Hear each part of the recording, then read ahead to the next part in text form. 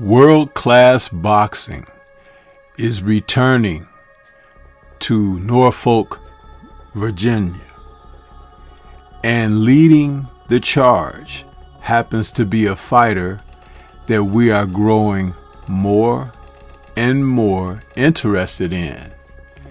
And he is leading the charge for his brothers as well.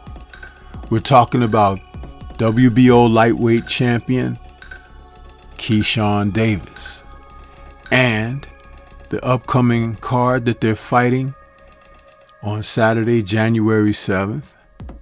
He's leading the charge as his brothers Kelvin and Derek and Keon, will be jumping into the fray as well. Let's talk about Keyshawn, because he's the one that's the world champion and hosting the main event. There's a lot to be said about this young man and where he's going and how the boxing world is starting to take note of him.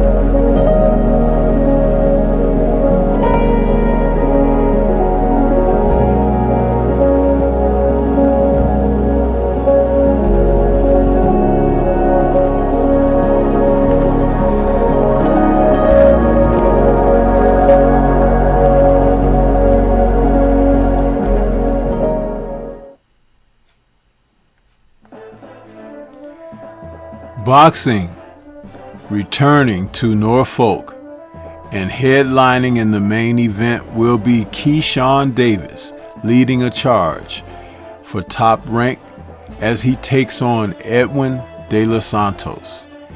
This is a very good fight for Keyshawn, because as he's been earning his stripes in the lightweight division, there has been consideration of him possibly facing his good friend Shakur Stevenson. And though they have vowed not to face one another, the two fighters are definitely circling the wagons of interest.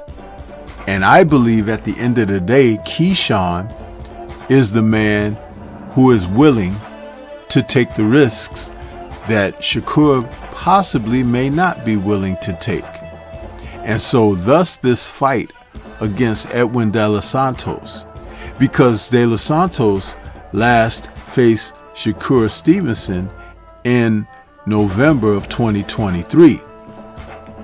He lost a unanimous decision in a very lackluster effort by both men. He hasn't fought since then, but Keyshawn has lit up the fire with fights since he has become the WBO champion, stopping former title holder Denis Berinchyk back in February of this year. And he is growing.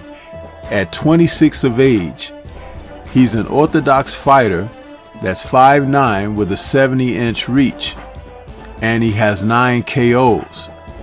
But he, as the businessman moniker that he fights under, is all business when he gets in that ring against his opponents. He has suddenly flipped a switch. It happens to fighters, it happens to professional athletes who take that next step when they go from being pretty good to something special. I believe that light bulb has gone off for Keyshawn. Now, he still has some issues that maybe need to be ironed out, but we're talking about his ring abilities. And those issues that I'm talking about that are outside of the ring, they could affect the in-ring circumstances if he isn't able to get certain things under control. But back to Edwin De Los Santos, who's coming in facing Keyshawn. He's a fighter that was noted for his punching power, and he's 25 years of age, out of the Dominican Republic, a southpaw, 5'8" with a 70-inch reach. Now, he's a puncher, and with 16 wins, 2 losses, no stoppages when his losses, just decisions, and 14 KOs, he has said that the time that he's been off, he's allowed his body to heal and also for his confidence to return, because he feels that he can make a statement against Keyshawn Davis. So both are entering this fight with Shakur Stevenson in their mind. But will he take the risks necessary in the fight against Keyshawn? Because he's going to be fighting in Keyshawn's hometown, to which he said he doesn't really care. But you have to understand it's a hostile environment, and you may come in there and decide that you don't want to hurt the guy because you want to make sure you get out of there alive. But being a puncher, if you let your hands go and you fight with bad intentions against the opponent, who knows what can happen? Keyshawn has yet to be tested in that regard, but something tells me he's totally prepared for these circumstances. And he's entering this fight knowing that if he has a better performance against De Los Santos, people will begin to associate him possibly with being a better fighter than Shakur, or at least a better crowd-pleasing fighter than Shakur. And in boxing of today, that means a whole hell of a lot, because when you have the sentiment of the audience, if they come to see you perform, that gives you a certain type of consideration that the common fighter doesn't get. And right now, Shakur's relationship with the boxing fans is not on the most solid of turf. So it would behoove Keyshawn to enter this fight and to really put on the type of performance that will make Shakur's against De Los Santos's fight long in the past and forgotten. It is also a classic between a boxer, which is Keyshawn, who can fight, and a puncher, who is De Los Santos. But a puncher has to engage. He can't sit back and wait and look to counterpunch. But I'm going to tell you something. He's going to have counter opportunities because Keyshawn is going to attack him. Keyshawn is not like Shakur in where he's going to wait around and see what the opponent gives him and everything. He will create openings.